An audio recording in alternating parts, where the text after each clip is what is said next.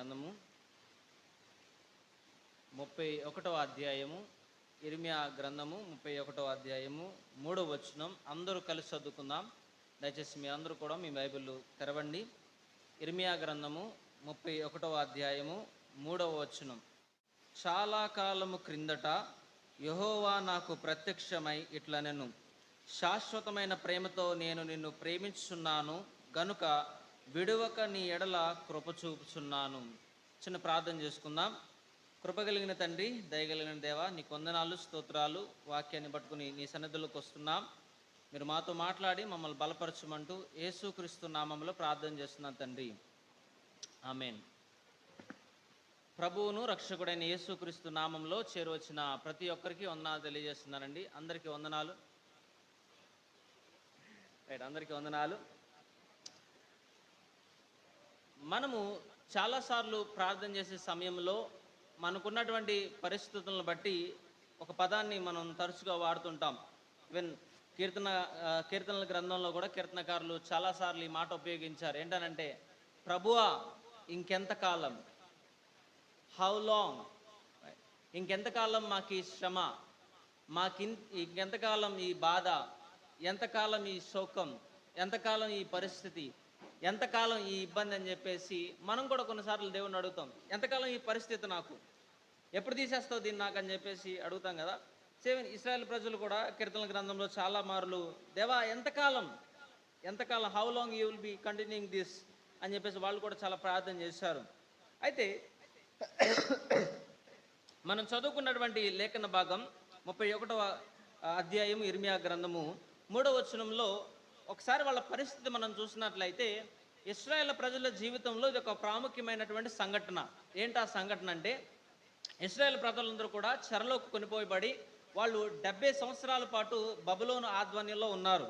Right, బబులోను యొక్క రాజ్య ఆధీనంలోను రాజ్య ప్రభుత్వంలో వాళ్ళు ఉన్నారనమాట. బానిసలుగా వాళ్ళు జీవిస్తున్నారు. రైట్, ఇంతకుముందు నేను వాక్యం చెప్పినప్పుడు ఇదే ఇర్మియా గ్రంథం నుంచి చెప్పాను కదా, ఏమనంటే దేవుడు వారిని 70 సంవత్సరాల పాటు ఆ యొక్క శ్రమలో ఉంచాడు. 70 సంవత్సరాల పాటు వారికి కష్టాలను అనుగ్రహించాడు. ఎందుకంటే వాళ్ళ యొక్క అవిధేయత వల్ల, వాళ్ళు చేసిన పాపం వల్ల. అయితే మనం చూసినటువంటి ఈ లేఖన భాగంలో కూడాను ఇశ్రాయేల్ ప్రజలు మనం చూసినట్లయితే, వాళ్ళ సందర్భాన్ని మనం చూసినట్లయితే అదే పరిస్థితిలో ఉన్నారనమాట. ఏంటా పరిస్థితి అంటే, అవిధేయత వల్ల శ్రమలను అనుభవిస్తూ, అవిధేయత వల్ల, పాపం వల్ల వాళ్ళు శిక్షను పొందుకున్నటువంటి తరుణం అనమాట. అంత మాత్రమే కాదు, ఒకసారి వాళ్ళ పరిస్థితిని మనం ఆలోచన చేస్తే, వీళ్ళు వచ్చి ఇక్కడ చెరలో ఉన్నారు. అంత మాత్రమే కాదు, యెరూషలేము పరిస్థితిని చూస్తే యెరూషలేము మొత్తం కూడా ధ్వంసం చేయబడింది. యెరూషలేము మొత్తం మాత్రమే కాకుండా యెరూషలేములో ఉన్నటువంటి దేవాలయం కూడా ధ్వంసం చేయబడింది. ఇక్కడ ఈ యొక్క చెరసాలలో ఉన్నటువంటి ఇశ్రాయేలుకు ఉన్నటువంటి ప్రాముఖ్యమైన స్థలం యెరూషలేము ధ్వంసానికి గురైంది. తర్వాత ఇశ్రాయేలు దేవుణ్ణి ఆరాధించేటువంటి ప్రాంతమైన దేవాలయం కూడా ధ్వంసం చేయబడింది. ఇప్పుడు వీళ్ళ గురించి ఆలోచన చేస్తే, ప్రభువా ఒక పక్క మమ్మల్ని తీసుకొచ్చి నువ్వు మమ్మల్ని చెరలో పెట్టావు, మొదటి సంగతి. రెండవ సంగతి, మరలా మేము 70 సంవత్సరాల తర్వాత తిరిగి వెళ్ళడానికి యెరూషలేం లేదు, మరలా మిమ్మల్ని ఆరాధించడానికి దేవాలయం లేదు, మా పరిస్థితి ఏంటి అని వీళ్ళు ఆలోచన చేస్తున్నారనమాట. సో దేవాలయం ధ్వంసం చేయబడింది, ఇశ్రాయేల్ అందరూ కూడా చెరలోకి వెళ్ళారు, యెరూషలేము కూడా ధ్వంసం చేయబడింది. ఇప్పుడు వీళ్ళకి వాళ్ళ పరిస్థితి ఏంటో అర్థం కావట్లేదు. మాకెంతకాలం ఈ శ్రమ, మాకెంతకాలం ఈ ఇబ్బంది, మాకెంతకాలం ఈ కష్టం అని చెప్పేసి వాళ్ళు ఆలోచన చేస్తున్నారనమాట. అయితే వారిని బలపరచడానికి, వారిని ఆదరించడానికి, ఆ పరిస్థితుల్లో వాళ్ళకి ధైర్యం చెప్పడానికి ఇర్మియా భక్తుడు ఈ మాటలు రాస్తున్నాడు. రైట్, ఆ వారికి ధైర్యం చెప్పడానికి, వారిని బలపరచడానికి ఇర్మియా భక్తుడు ఈ మాటలు రాస్తున్నాడు అనమాట. ఈ మాటలు దేని గురించి అంటే, వారికి నిరీక్షణ కలిగించడానికి. ఈ మాటలు దేనికంటే, వారికి నిరీక్షణాస్పదమైనటువంటి ఆనందాన్ని కలిగించడానికి. రైట్, నిరుత్సాహానికి గురైపోయి నిస్సహాయ స్థితిలో ఉన్నటువంటి వీరికి బలాన్ని చేకూర్చడానికి, ఆదరణను దయచేయడానికి ఇర్మియా ఈ మాటలు రాస్తున్నాడు. అంత మాత్రమే కాదు, 30వ అధ్యాయము, 31వ అధ్యాయం, 32వ అధ్యాయం, 33వ అధ్యాయం, ఈ 4 అధ్యాయాల్లో ఇర్మియా భక్తుడు ఇశ్రాయేల్ ప్రజలను ఆదరించడం, ఇశ్రాయేల్ ప్రజలను ఓదార్చడం మనకు కనిపిస్తూ ఉంటుంది అనమాట. రైట్, సో దేవుడు ఇశ్రాయేల్ పట్ల ఆయన కలిగి ఉన్నటువంటి జాలి, ఆయన కలిగి ఉన్నటువంటి దయను, ఆయన కలిగి ఉన్నటువంటి ప్రణాళిక, ఆయన కలిగి ఉన్నటువంటి వాగ్దానాలను ఆయన తెలియజేస్తూ ఉన్నాడు అనమాట ఈ అధ్యాయాల్లో.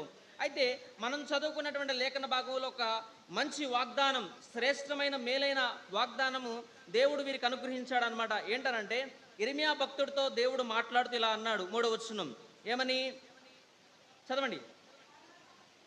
చాలా కాలము క్రిందట యెహోవా నాకు ప్రత్యక్షమై ఇట్లనెను, శాశ్వతమైన ప్రేమతో నేను నిన్ను ప్రేమించుచున్నాను గనుక విడువక నీ ఎడల నేను కృప చూపుచున్నాను. సో ఇక్కడ 2 వాగ్దానాలు మనకు కనిపిస్తున్నాయి. ఏంటనంటే ఇశ్రాయేల్ జీవితం పట్ల దేవుడు చేసినటువంటి 2 ఆశీర్వాదాలు ఈరోజు ఉదయం మనం చూడబోతున్నాం అన్నమాట. రైట్, ఆ 2 ఆశీర్వాదాలు ఏంటనంటే మొదటిది శాశ్వతమైన ప్రేమ, రెండవది ఏంటనంటే విడువని దేవుని కృప. ఈరోజు నా టాపిక్ ఏంటనంటే దేవుని యొక్క శాశ్వతమైన ప్రేమ, విడువని దేవుని యొక్క కృప. ఈరోజు నా టాపిక్ ఏంటనంటే దేవుని యొక్క శాశ్వతమైన ప్రేమ మరియు విడువని దేవుని యొక్క కృప. నా మెయిన్ ఐడియా ఏంటనంటే దేవుడు తన ప్రజల పట్ల శాశ్వతమైన ప్రేమను మరియు ఎడతెగని కృపను చూపిస్తూ ఉన్నాడు. కాబట్టి విశ్వాసులు దేవుని మీద ఆధారపడుతూ అన్ని సమయంలోనూ ఆయన మీద విశ్వాసం ఉంచుతూ ఆయనకు విధేయులై ఉండాలి. ఇది నా మెయిన్ ఐడియా. మరలా చెప్తున్నాను చూడండి. దేవుడు తన ప్రజల పట్ల శాశ్వతమైన ప్రేమను మరియు ఎడతెగని కృపను చూపిస్తున్నాడు. కాబట్టి విశ్వాసులు దేవునిపై ఆధారపడాలి, అన్ని సమయంలోనూ ఆయన మీద విశ్వాసం ఉంచి ఆయనకి విధేయులై ఉండాలి. ఇది నా మెయిన్ ఐడియా. వాక్యంలోకి మనం వెళ్ళినట్లయితే దేవుడైనటువంటి యెహోవా ఇశ్రాయేలు ప్రజలకు చేసిన వాగ్దానం ఏంటనంటే, నేను మిమ్మల్ని శాశ్వతమైన ప్రేమతో ప్రేమిస్తున్నాను, నేను మీ ఎడల విడువక కృప చూపిస్తున్నాను. ఈ 2 వాగ్దానాలు మీతో ఉన్నాయి. సో మీరు అధైర్యపడొద్దు, మీరు నిరుత్సాహపడొద్దు, మీరు నిస్సహాయ స్థితిలోకి వెళ్ళొద్దు అని చెప్పేసి వారిని బలపరుస్తున్నాడు, వారిని ఆదరిస్తున్నాడు, వారిని ఓదారుస్తున్నాడు అనమాట. అయితే ఒకసారి మనం ఆలోచన చేద్దాం. ఇశ్రాయేలు ప్రజల పట్ల దేవుడు వ్యవహరించిన విధానం ఏ విధంగా ఉంది అంటే, ఆయన ఎన్నిసార్లు గద్దించి ఎన్నిసార్లు శిక్షించినా సరే మరలా తిరిగి వారిని అక్కడకు చేర్చుకున్నాడు. Even though they are disobedience, God adopted them again and again, again and again. Right, వారిని మరలా అక్కడకు చేర్చుకున్నాడు. రైట్, అంత మాత్రమే కాదు, ఈ 3వ వచనంలో 2 దేవుని యొక్క గుణలక్షణాలు కనిపిస్తున్నాయి. ఏంటి ఆ 2 గుణలక్షణాలు? మీరు చెప్పండి. నామకం లేదు, వాక్యం చూడండి, చెప్పండి. వాక్యం చూసి 2 గుణలక్షణాలు ఉన్నాయి. దేవుడు 2 గుణలక్షణాలు చెప్పండి. మొదటిది ప్రేమించే గుణం, రెండవది కృప చూపించే గుణం అనమాట. సో దేవుని యొక్క గుణలక్షణాలు, రైట్, ఆ 2 గుణలక్షణాలు ఈరోజు మనం చూడబోతున్నాం. అయితే ఈ ప్రేమ ఇశ్రాయేలు ప్రజల నుంచి దేవుడు ఎందుకు ఇశ్రాయేలు ప్రజల్ని ప్రేమించాడు అంటే, ఇశ్రాయేలు ప్రజలు ఏదో మంచోళ్ళని కాదు, ఇశ్రాయేలు ప్రజలు ఏదో ప్రతి ఆజ్ఞను తూచా తప్పకుండా పాటించారని కాదు, ఇశ్రాయేలు ప్రజలు ఏదో మంచోళ్ళని కాదు. ఎందుకని దేవుడు ప్రేమ చూపించాడంటే, ఆయన స్వభావం ప్రేమపూర్వకమైనది కాబట్టి, ఆయన ప్రేమ కలిగిన దేవుడు కాబట్టి ఇశ్రాయేలు పట్ల దేవుడు ప్రేమను చూపించాడు. వారి మంచితనాన్ని బట్టి, వారి మంచి పనులను బట్టి దేవుడు వారిని ప్రేమించలేడు. అంత మాత్రమే కాదు, ఆయన ఈ ప్రజలను ఇశ్రాయేలు పట్ల దయను చూపించడం కానీ, కరుణను చూపించడం కానీ, వారి పట్ల జాలి చూపించడం కానీ, మొట్టమొదటి నుంచి మనం పరిశీలన చేసినట్లయితే ఆదికాండం 12వ అధ్యాయంలో ఏర్పాటు చేయబడినటువంటి ఈ కుటుంబానికి దేవుడు ఇర్మియా కాలం వరకు కూడా ఎప్పుడూ కూడా వారి యొక్క యోగక్షేమాలు బాగోగులే కోరుకున్నాడు. కానీ ఎప్పుడూ కూడా దేవుడు నాశనం అయిపోవాలి, వీళ్ళు పాడైపోవాలి, వీళ్ళు ఎక్కడితో అంతరించిపోవాలని ఎప్పుడూ కూడా దేవుడు కోరుకోలేదు. రైట్, అందరు నా వైపు చూడండి, నేను చెప్పే మాటలు వినండి. దేవుడు ఇశ్రాయేలు ప్రజల యొక్క యోగక్షేమాలను కోరుకున్నాడు, వారి యొక్క బాగోగులను కోరుకున్నాడు ఆయన, అంతేగాని వారి యొక్క నాశనాన్ని ఆయన కోరుకోలేదు. అంత మాత్రమే కాదు, ఆయన వారిని క్షమించి ఆయన వారిని అక్కరకు చేర్చుకున్నాడు. ఇంతకుముందు నేను చెప్పాను, నా అధ్యయనం ప్రకారం పాత నిబంధన గ్రంథంలో ఉన్న పెద్ద ప్రవక్తలు యెషయా కానీ, ఇర్మియా కానీ, యెహెజ్కేల్ కానీ, దానియేల్ కానీ, వీళ్ళందరూ కూడాను ఇశ్రాయేలు ప్రజల గురించి రాస్తూ, దేవుడి గురించి రాస్తూ వాళ్ళు కామన్గా ఒక పాయింట్ చెప్పారు. ఏంటంటే, మొదటిగా దేవుడు వారిని శిక్షించాడు, రెండవదిగా దేవుడు మరలా వారిని అక్కరకు చేర్చుకున్నాడు. ఈ 2 విషయాలు కామన్ అనమాట. మొదటిది దేవుడు వారిని శిక్షించడం వారి అవిధేయత వల్ల, రెండవది దేవుడు ప్రేమ చూపించి మరలా వారిని దగ్గరికి చేర్చుకోవడం. మనందరం కూడా ఈ ఫాదర్స్ డే రోజున ఒక స్టోరీ నేర్చుకున్నాం, ఒక కథను నేర్చుకున్నాం. ఎవరి స్టోరీ? మీరే అన్నారు, వాక్యం చెప్పండి. తప్పిపోయిన కుమారుడు. రైట్, తప్పిపోయిన కుమారుడు గురించి నేర్చుకున్నప్పుడు నేను ఒక విషయాన్ని చెప్పాను. ఏంటి? ఆ యొక్క తండ్రి కుమారుడు తప్పిపోయి మరలా తిరిగి వచ్చినప్పుడు నిందించాడా, అవమానించాడా, బాధ పెట్టాడా? ఏం చేశాడు? అక్కరకు చేర్చుకున్నాడు, హత్తుకున్నాడు, ముద్దు పెట్టాడు, ఉంగరాన్ని తొడిగించాడు, సంబరాన్ని ఆయన చేశాడనమాట. సో ఇక్కడ కూడా దేవుడు ఈ ఇశ్రాయేలు ప్రజలను శిక్షించడం మాత్రమే కాదు, కానీ మరలా వారిని దగ్గరకు చేర్చుకున్నాడు, మరలా వారిని అక్కరకు చేర్చుకున్నాడు ఆయన. రైట్, వారిని అక్కడికి చేర్చుకున్నాడు. ఒకసారి ఇశ్రాయేలు చరిత్రను మనం ఆలోచన చేద్దాం. సో దేవుడు ఇశ్రాయేలు ప్రజల్ని పిలుచుకున్నటువంటి మొట్టమొదటి సందర్భం ఏంటనంటే ఆదికాండం 12వ అధ్యాయం మొదటి 3 వచనాలు. ఎవరైనా చదివి వినిపించండి. ఆదికాండము 12వ అధ్యాయము మొదటి 3 వచనాలు.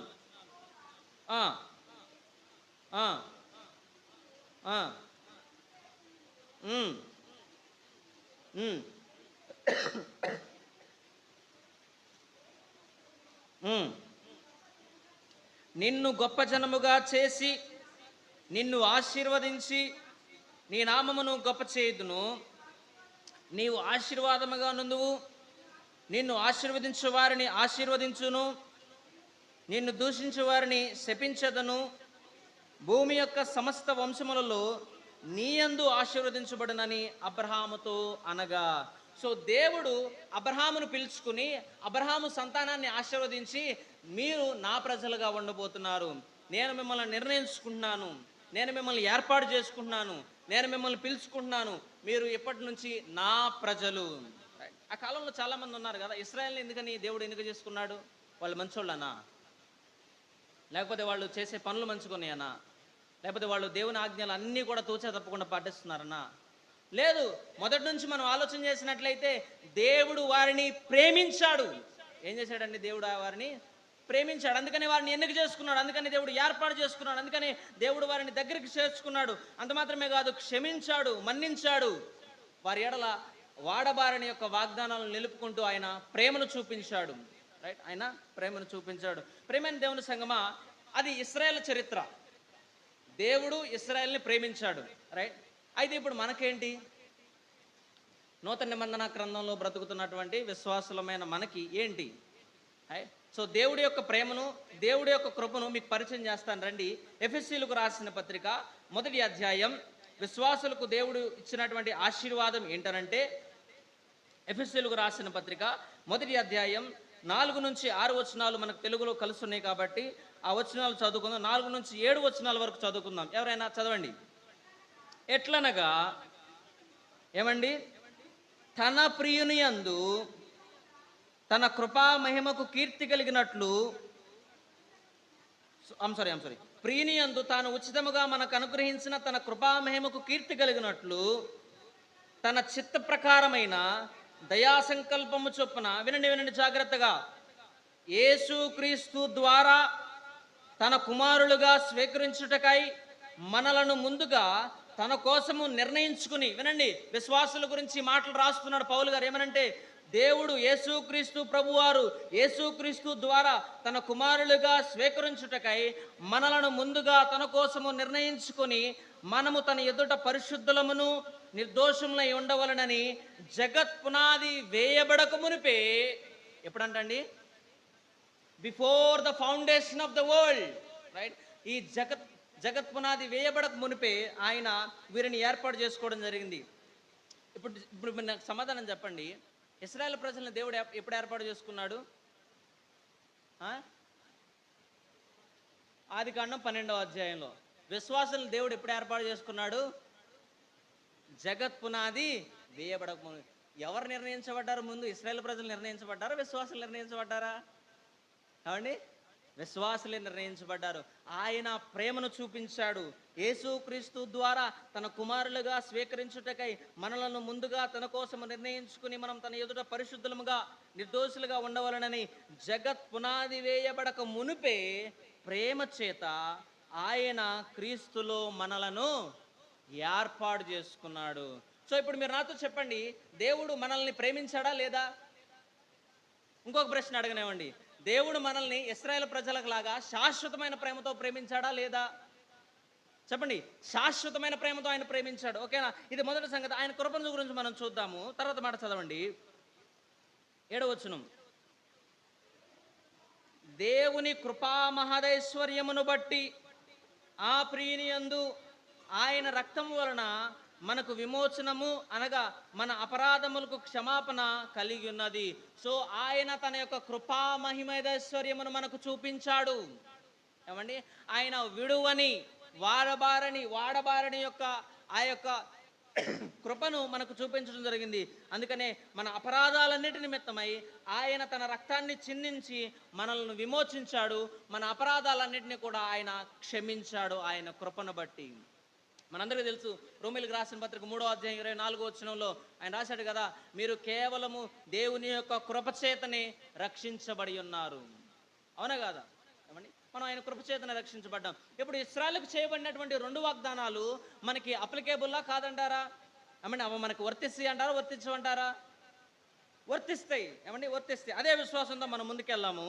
కొంచెం ముందుకెళ్ళినట్లయితే ఇప్పుడు ఇర్మియా గ్రంథంలోకి వద్దాము. ఇర్మియా గ్రంథంలో మనం చదువుకున్నటువంటి లేఖన భాగం 31వ వచనంలో దేవుడు వారికి చేసినటువంటి వాగ్దానాన్ని మరలా చదువుదాం. మరలా 3వ వచనాన్ని ఎవరైనా చదివినిపించండి. చాలా కాలము క్రిందట యెహోవా నాకు ప్రత్యక్షమై ఇట్లా నేను ఏమన్నాడు? మొదటిది, శాశ్వతమైన ప్రేమతో నేను నిన్ను ప్రేమించుచున్నాను. సో మొదటి ఆశీర్వాదం, మొదటి వాగ్దానం ఏంటనంటే, నేను మిమ్మల్ని శాశ్వతమైన ప్రేమతో నేను మిమ్మల్ని ప్రేమిస్తున్నాను. ప్రియమైన దేవుని సంగమా, నా మాటలు చాలా జాగ్రత్తగా వినండి, ఇవి రాసి పెట్టుకోండి. ఒక విషయం చెప్తాను, మీరు నమ్మినా నమ్మకపోయినా ఆయన ప్రేమ విశ్వాసుల జీవితంలో గొప్పది. ఓకే, మొదటి సంగతి. రెండవ సంగతి ఏంటంటే, ఆయన కృప విశ్వాసుల జీవితంలో గొప్పది. ఏమండి, మనం నమ్మినా నమ్మకపోయినా, విశ్వసించినా విశ్వసించకపోయినా ఆయన ప్రేమ విశ్వాసుల జీవితంలో గొప్పది. ఆయన కృప విశ్వాసుల జీవితంలో గొప్పది. సో దేవుడు ఇశ్రాయేలు ప్రజలను ప్రేమించాడు. ఏమండి, ఒకసారి మనం ఆలోచన చేద్దాం. అందరూ నా వైపు చూడండి. దేవుడు ఇశ్రాయేలు ప్రజల్ని విడిపించడానికని చెప్పేసి మోషేని అహరోన్ని పంపించాడు. పంపించిన తర్వాత వాళ్ళందరూ కూడా 400 సంవత్సరాల పాటు ఆ యొక్క ఫరో చక్రవర్తి యొక్క చెరసాల్లో ఉండి వాళ్ళు విడిపించబడ్డారు.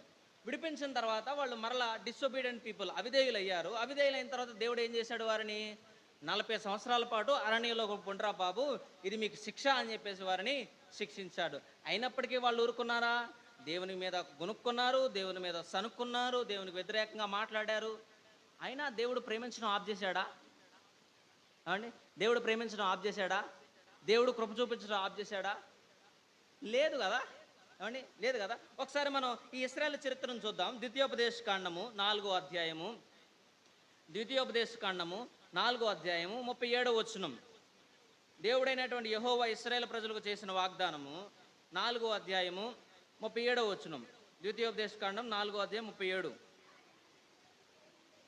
ఏమండి, ఆయన నీ పితరులను ప్రేమించెను గనుక వారి తర్వాత వారి సంతానమును ఏర్పరుచుకొనును. సో దేవుడు వారికి వాగ్దానం చేశాడు. ఏంటనంటే, నేను మిమ్మల్ని శాశ్వతమైన ప్రేమతో ప్రేమిస్తున్నాను. సో ఇది ముందుగానే జరిగినటువంటి ప్రణాళిక, ఇప్పుడు ఏర్పాటు చేసింది కాదు. అందుకని ఆయన అన్నాడు కదా, ఇటు చూడండి, నా వైపు చూడండి ఒకసారి. దేవుడు ఇశ్రాయేలు ప్రజల్ని కొంతకాలం ప్రేమించి కొంతకాలం వదిలిపెట్టేయలేదు.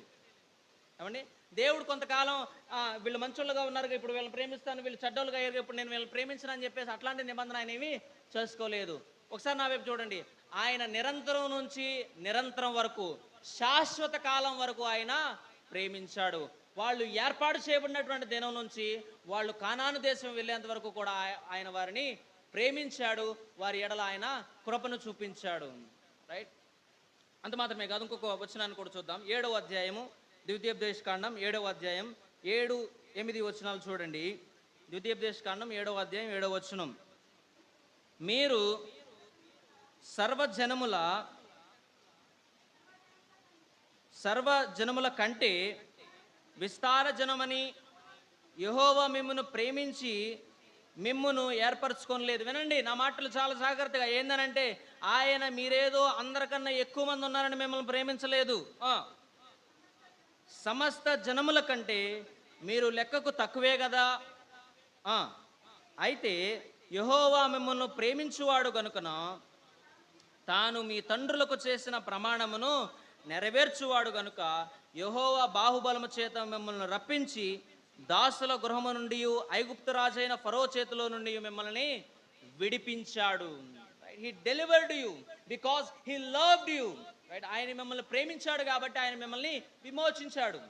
ఆయన మిమ్మల్ని విమోచించాడు. నిరంతరము నిత్యము ఆయన ఇశ్రాయేలు ప్రజలను ఆయన ప్రేమించాడు. రైట్, తాను చేసినటువంటి వాగ్దానం ఏదైతే ఉందో, తాను చేసినటువంటి ఆ యొక్క ప్రమాణం ఏదైతే ఉందో ఆయన వారి ఎడల దానిని నెరవేర్చాడు. ఒకసారి ఆలోచన చేద్దాము. ద్వితీయోపదేశకాండం రాసినటువంటి సమయము, ఇర్మియా గ్రంథం రాసినటువంటి సమయానికి బహుశా కొన్ని 1000 సంవత్సరాల తేడా ఉండొచ్చు ఇంచుమించుగా.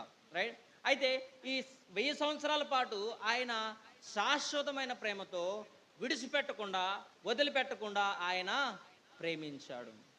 రైట్, ప్రేమించాడు. ఇంకొకటి చూడండి, దేవుడు ఇశ్రాయేలు ప్రజలు ఇద్దరిని పక్కన పెట్టి మనం ఒకసారి వాళ్ళని ఇవాల్యుయేట్ చేయాల్సి వస్తే, వాళ్ళని పరిశీలన చేయాల్సి వస్తే, ఇశ్రాయేలు ప్రజలు దేవుడి యొక్క ఆజ్ఞలు కొన్నిసార్లు అవిధేయులుగా ప్రవర్తించారు, కొన్నిసార్లు దేవుని అవమానించారు, దేవుడు ఏర్పాటు చేసిన మోషేని అవమానించారు, దేవుడి మీద గునుక్కున్నారు, దేవుడి మీద సనుక్కున్నారు, దేవుడిని అవమానించారు, దేవుడిని నిందించారు. కానీ చాలా జాగ్రత్తగా వినండి, దేవుడు ఇశ్రాయేలు పట్ల చేసిన ప్రమాణాల్లో ఎక్కడా కూడా ఆయన లోటు చేయలేదు. అందుకని మనకు వాగ్దానం ఉంది కదా, వాళ్ళు 40 సంవత్సరాల పాటు అరణ్యంలో ఉన్నా వాళ్ళ చెప్పులు అరిగిపోలేదు. రైట్, వాళ్ళ యొక్క బట్టలు మాసిపోలేదు. ఆయన వారిని చూసుకున్నాడు, ఆయన వారిని ప్రేమించాడు. He loved them so much. అంత మాత్రమే కాదు, రెండవ మాట చూద్దాము. ఇర్మియా గ్రంథము 31వ అధ్యాయం రెండవ మాట, ఆయన మొదటిగా శాశ్వతమైన ప్రేమతో శాశ్వత కాలం వరకు ఆయన ప్రేమించాడు. రెండవ మాట ఏంటనంటే, విడువక నీ ఎడల కృప చూపుచున్నాడు. ఒక్కసారి కొంచెం ఒక పదం వెనక్కి మనం ఆలోచన చేసినట్లయితే ఆయన ఏమన్నాడంటే, శాశ్వతమైన ప్రేమతో నేను నిన్ను ప్రేమించున్నాను గనుక, సో విడువక నీ ఎడల కృపను ఆయన చూపిస్తున్నాడు. ఇశ్రాయేలు ప్రజలు అవిధేయులుగా ఉండి, ఇశ్రాయేలు ప్రజలు దేవునికి విరుద్ధంగా ఉండినప్పటికీ కూడాను ఆయన వారిని శిక్షించి మరలా వారిని దగ్గరకు చేర్చుకున్నాడు. సో శిక్షించి మరలా దగ్గరికి చేర్చుకోవాలంటే వారి దగ్గర ఉండాల్సింది ఏంటంటే కృప ఉండాలి. ఏమండి, కృప చూపించే స్వభావం ఉండాలి. రైట్, క్షమించే స్వభావం ఉండాలి. అది ఎవరి దగ్గర ఉందంటే కేవలం దేవుడి దగ్గర మాత్రమే ఉంది. ఆయన ప్రేమించాడు, అందుకనే వారి ఎడల ఆయన కృపను చూపించాడు. రైట్, మీకు ఒక ఎగ్జాంపుల్ చెప్తాను దీన్ని అర్థం చేసుకోవడానికి.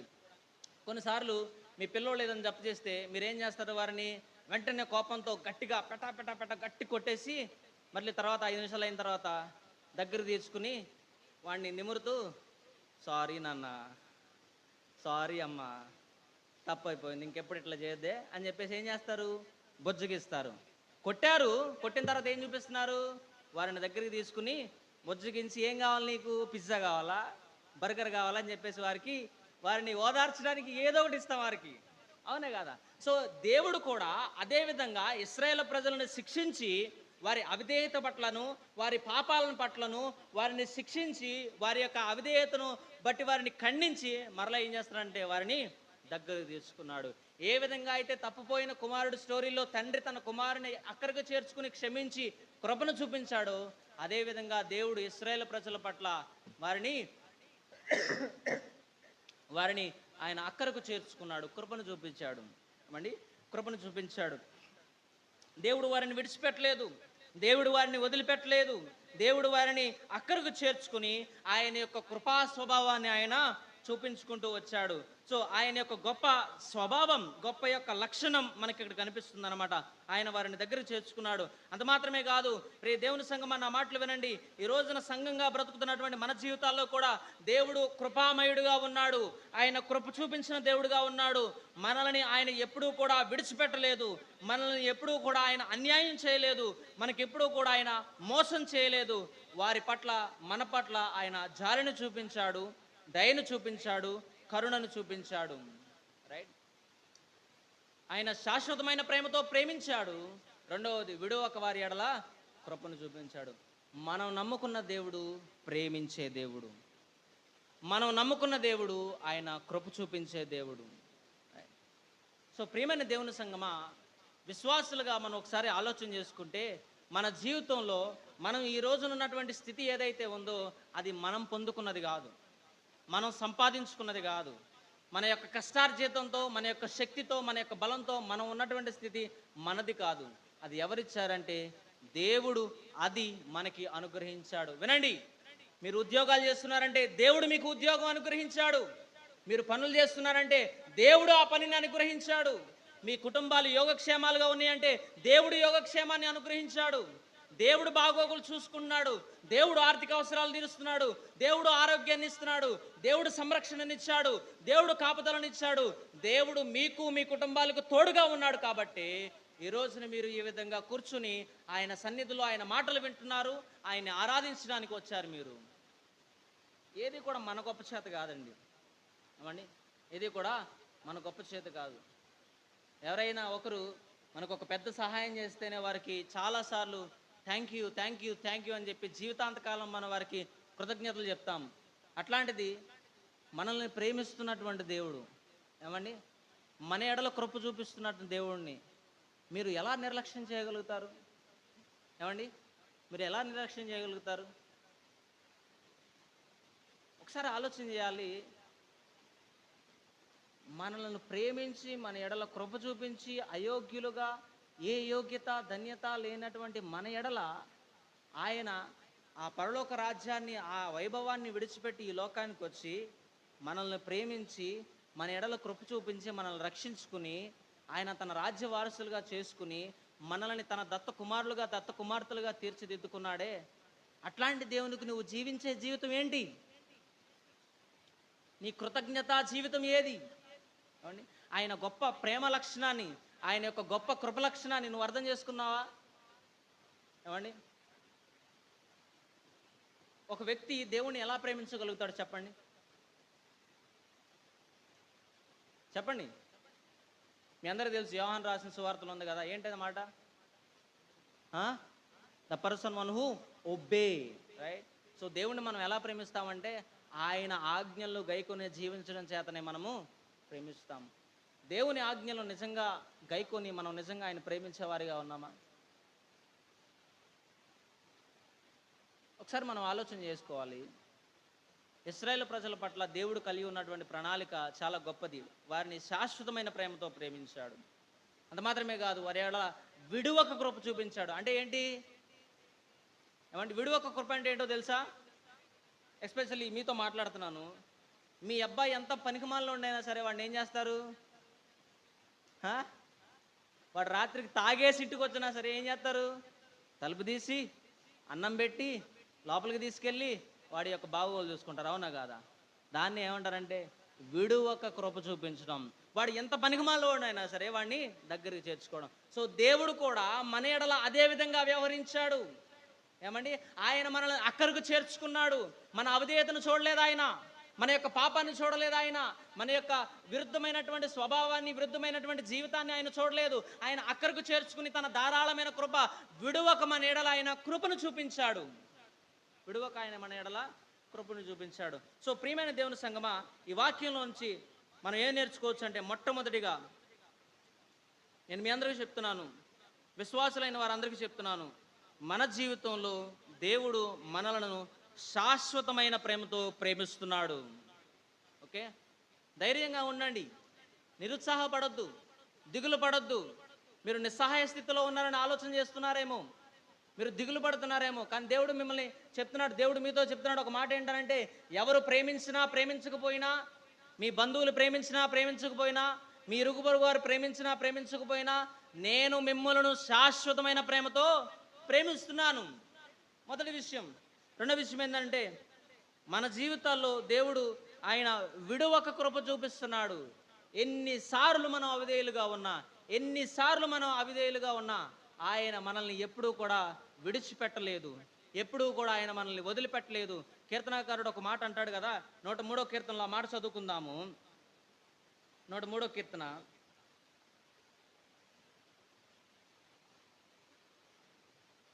103వ కీర్తన 10వ వచనం చదవండి. మన పాపములను బట్టి ఆయన మనకు ప్రతీకారము చేయలేదు, మన దోషములను బట్టి మనకు ప్రతిఫలం ఇవ్వలేదు. సో దేవుడు మన పాపాలను బట్టి ఆయన మనకు ప్రతీకారం చేయలేదు, మన దోషాలను బట్టి ఆయన మనకు ప్రతిఫలం ఇవ్వలేదు. ఆయన ఏం చేశాడు మన ఎడల? ఆయన విడువని కృపను మన ఎడల ఆయన చూపించాడు. రైట్, మనమేదో మంచివారం అని కాదు. అందుకని ఇంకొక మాట కూడా నేను చూపించి ముగిచ్చేస్తాను. యోహాను రాసిన మొదటి పత్రిక 4వ అధ్యాయము.